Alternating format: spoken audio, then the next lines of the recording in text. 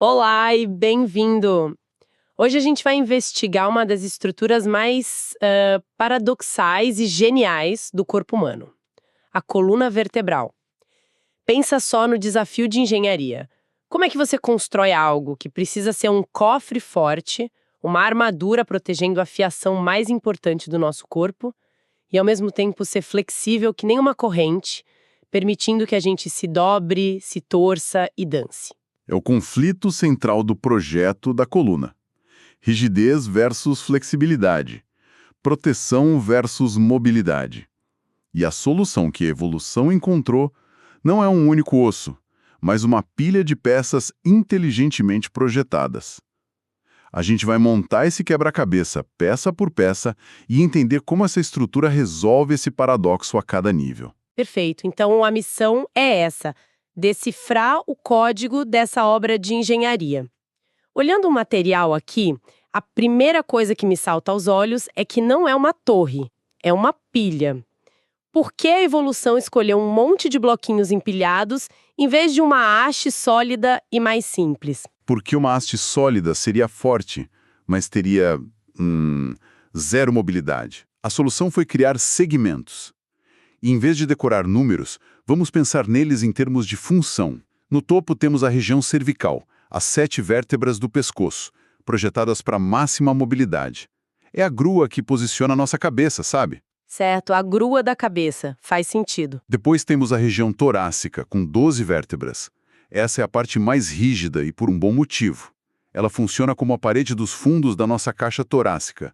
É o ponto de ancoragem das costelas, protegendo o coração e pulmões. Ah, então a mobilidade aqui é sacrificada em nome da proteção. Exatamente. Ok, pescoço móvel, meio das costas rígido e a base. Aí vem a região lombar, com 5 vértebras. São os gigantes da coluna. A função aqui é uma só: suportar peso.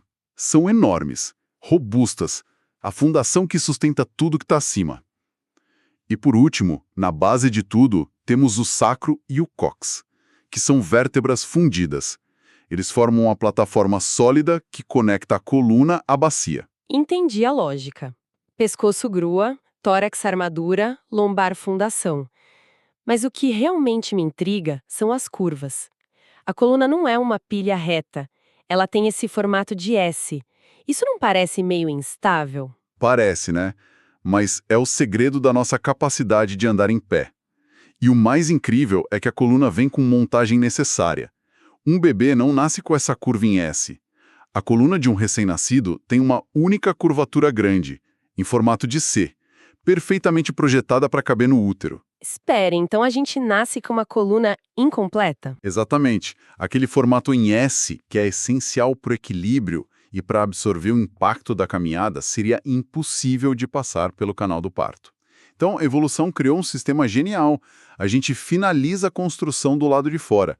A primeira curva nova, a do pescoço, se forma quando o bebê banha a força e começa a levantar a cabeça para olhar o mundo. Nossa! A coluna está literalmente registrando o nosso primeiro grande feito. E o segundo grande feito também. A última curva, a da lombar, aparece quando a criança aprende a ficar de pé e andar. É o ajuste final para alinhar o centro de gravidade e nos transformar em seres bípedes. Uau! Essas curvas secundárias, que a gente mesmo constrói, transformam a pilha de ossos numa mola, capaz de absorver o choque a cada passo que damos. Sem elas, cada passo seria um tranco direto para o cérebro. Exato, um tranco direto. Isso é incrível. A forma segue a função de uma maneira que conta a história da nossa própria vida. Agora, se as curvas são a visão geral, como são os blocos de construção? Uma vértebra não é só um cubo de osso, imagino. O que a gente vê quando dá um zoom? Definitivamente não é um cubo. Uma vértebra típica tem 2 partes principais. Na frente, a parte que empilha uma sobre a outra, temos o corpo vertebral. É a porção sólida, o pilar que aguenta o peso. Certo? E atrás, temos uma estrutura em forma de anel chamada arco vertebral. Então tem um bloco sólido na frente e um anel atrás. O que acontece no espaço que esse anel cria no meio? Esse espaço é o forame vertebral. E quando você empilha todas as vértebras, esses anéis se alinham e formam um túnel longo e flexível, o canal vertebral. Ah, a armadura. É a armadura que protege a medula espinhal. É um design brilhante, porque protege a fiação sem impedir o movimento. Esse arco que forma o túnel tem um monte de pontas e saliências. Para que servem? São como alças e maçanetas de osso. São chamados de processos. A ponta que você sente nas costas é o processo espinhoso. Uhum. As que saem para os lados são os processos transversos. Eles funcionam como pontos de ancoragem, sabe? Alavancas para os músculos e ligamentos se prenderem e moverem a coluna. Entendi. Quanto mais forte o músculo necessário, mais robusto é o processo. Ok, a medula está segura nesse túnel blindado. Mas e os nervos? Eles precisam sair para controlar os braços, as pernas, tudo. Como eles escapam dessa fortaleza? A fortaleza tem janelas. Entre cada par de vértebras empilhadas, há uma abertura lateral, o forame intervertebral. É por essas janelas que os nervos espinhais saem, um par a cada nível, para levar os comandos do cérebro para o resto do corpo. E imagino que o tamanho dessa janela seja crítico. Absolutamente. E aqui a anatomia explica diretamente a patologia. Se essa janela diminui de tamanho, seja por um desgaste da articulação, uma hérnia de disco ou crescimento ósseo, O nervo fica espremido. fica espremido. É a famosa estenose foraminal, que pode causar dor, formigamento ou fraqueza no membro que aquele nervo controla. É um problema imobiliário. O inquilino, que é o nervo, não cabe mais no apartamento. Faz todo sentido. E esse projeto de bloco e anel com alças é o mesmo do pescoço até a lombar? O conceito básico é o mesmo, mas cada região adapta o design para a sua função. É como ter o mesmo chassi de carro, mas com motores e suspensões diferentes. As vértebras do pescoço, por exemplo, têm uma característica única. Um pequeno buraco extra nos processos laterais, o forame transverso. Um buraco extra, para quê? É um canal VIP. Por ali passa a artéria vertebral, uma via expressa de sangue para o cérebro. A evolução entendeu que essa artéria era tão importante que construiu um túnel ósseo exclusivo para protegê-la. Nossa, E as duas primeiras vértebras do pescoço são as celebridades da coluna. as celebridades. Sim, a C1 e a C2. A primeira, chamada Atlas, não tem corpo. É basicamente um anel de osso que segura o crânio, que nem o titã Atlas segurando o mundo. Ah, claro. É ela que permite o movimento de sim com a cabeça. A segunda, a Axis, tem um pino de osso que aponta para cima, o dente. O Atlas gira ao redor desse pino, nos dando o movimento de não. É uma junta de engenharia mecânica perfeita. Atlas e Axis. Os nomes são perfeitos. E descendo na região torácica, qual é a customização? As vértebras torácicas têm estações de encaixe para as costelas. Se você olhar de perto, vai ver pequenas facetas polidas nos corpos e nos processos. São os locais exatos onde as costelas se articulam. Que incrível.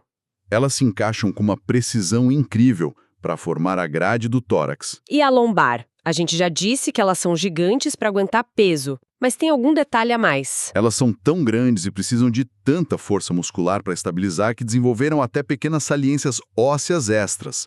São basicamente pontos de fixação adicionais, tipo agarras de escalada embutidas, para que os poderosos músculos da lombar tenham uma pegada ainda mais firme. Tudo para criar uma base forte. Uma base forte e estável, exato. E no sacro e no cóccix, a história é a oposta, é sobre fusão. Exatamente. Ali, as peças individuais se fundem para formar uma única estrutura sólida e triangular, o sacro. Ele funciona como a pedra angular de um arco, travando a coluna na bacia e transferindo todo o peso do corpo para as pernas. E o cóccix? O cóccix é o que sobrou da nossa cauda evolutiva. Geralmente ele fica quieto, a não ser que você caia sentado. Aí ele faz questão de lembrar que existe por semanas. Certo, entendemos os segmentos, os blocos e suas especializações. Agora a pergunta de $1 milhão. O que conecta tudo isso? O que permite que seja forte e flexível ao mesmo tempo? São duas coisas principais: as articulações e os discos intervertebrais. As articulações, chamadas zigopofisárias, são as que conectam os arcos vertebrais. Pense nelas como trilhos de trem. A direção em que esses trilhos estão apontados em cada região determina o tipo de movimento permitido. Como assim, trilhos? No pescoço, os trilhos são meio inclinados, quase planos, o que permite deslizar em quase todas as direções. Flexão, extensão, inclinação, rotação. Ah, por isso o pescoço é tão móvel. Exato. Na região torácica, os trilhos são verticais, o que praticamente trava a flexão e a extensão, mas ainda permite um pouco de rotação. E na lombar, eles têm um formato curvo que se encaixa, permitindo um ótimo movimento de dobrar para frente e para trás, mas bloqueando quase toda a rotação para proteger os discos. Um design inteligentíssimo para dar mobilidade onde a gente precisa e estabilidade onde é crucial. E a outra conexão são os famosos discos. Sim, os discos intervertebrais, que ficam entre os corpos das vértebras. Se a coluna é uma série de pilares, os discos são os amortecedores. E a analogia clássica aqui é perfeita. Eles são como um donut de geleia. Donut de geleia? Pense nisso. O disco tem um anel externo, fibroso e super resistente, feito de camadas de cartilagem, como a massa do donut. É o ânulo fibroso. Certo. E no centro tem um núcleo gelatinoso e cheio de água, o núcleo pulposo. É a geleia. Quando você pula ou corre, a geleia distribui a pressão por igual para a massa resistente, absorvendo o impacto. É uma peça de bioengenharia incrível, mas também parece ser a fonte de muitos problemas. Com certeza. Entender a fundo a estrutura do disco, como ele interage com os ligamentos, como a biomecânica da pressão funciona, é um universo de detalhes. Para quem é da área da saúde, dominar essa complexidade pode ser um desafio gigantesco. A quantidade de informação é enorme. Exato. É nessas horas que a gente vê o valor de ter as ferramentas certas para estudar. Para um estudante, tentar organizar tudo isso sozinho deve ser muito difícil. Sem dúvida. Ter um recurso que consolide e facilite esse aprendizado é fundamental. E falando nisso, se você é estudante e quer se preparar de verdade, entra agora em medcob.com.br, baixa o app e aproveita o maior banco de questões do Brasil, com provas anteriores de todas as instituições, questões comentadas, resumos práticos, aulas completas e flashcards prontos para revisar onde quiser. Certo? Além desses donos de geleia, o que mais amarra a coluna? Uma rede complexa de ligamentos que funcionam como fitas e cabos de aço para dar estabilidade. Os dois principais são como duas longas tiras que percorrem toda a coluna. O ligamento longitudinal anterior, na frente dos corpos, e o posterior, atrás. E eles trabalham em oposição? Precisamente. O da frente é largo e muito forte. Ele impede que a gente se curve demais para trás, a hiperextensão. O de trás limita o movimento de se dobrar para frente, a flexão. E aqui tem um detalhe de projeto crucial. Qual? O ligamento de trás é mais estreito e mais fraco que o da frente. Uma falha de projeto. Pode-se dizer que sim. Essa fraqueza na parte de trás deixa a região posterolateral do disco, o nosso donut, menos protegida. E é exatamente por aí que a geleia do núcleo tende a escapar quando o disco se rompe, formando a hérnia de disco. Nossa, faz todo sentido. A anatomia, mais uma vez, explica exatamente onde e por que a lesão acontece. É fascinante. É como encontrar a planta do prédio e ver onde o arquiteto deixou um ponto fraco. E tem mais ligamentos nesse sistema? Sim, tem um muito especial chamado ligamento amarelo. Ele conecta as lâminas dos arcos vertebrais. O nome vem da cor dele, que é amarelada porque ele é riquíssimo em fibras elásticas. Ah! Ele funciona como um elástico, que se estica quando você se dobra para frente e ajuda ativamente a puxar você de volta para a posição ereta. É um sistema de economia de energia. Um sistema de elásticos embutido, genial. E por fim, temos ligamentos que conectam as pontas dos processos espinhosos como uma corda passando por cima de todos eles. No pescoço, esse ligamento é super desenvolvido e se transforma numa estrutura larga e forte chamada ligamento da nuca. Em animais de 4 patas com cabeças pesadas, que nem um cavalo, esse ligamento é enorme e faz quase todo o trabalho de sustentar a cabeça.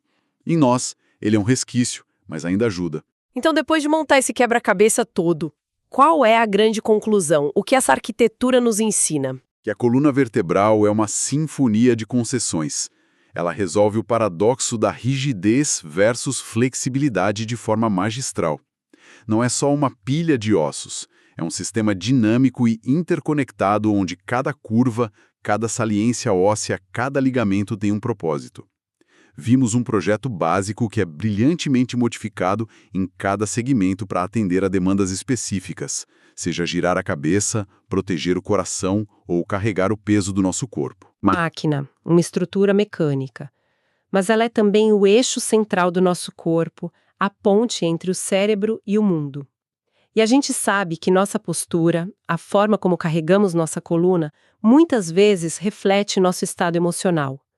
Se a anatomia é tão complexa e cheia de significado, será que a linguagem corporal expressa pela nossa coluna não seria igualmente complexa? O que um ombro caído ou uma postura erecta realmente comunicam, não apenas para os outros, mas para nós mesmos? Fica aí a provocação.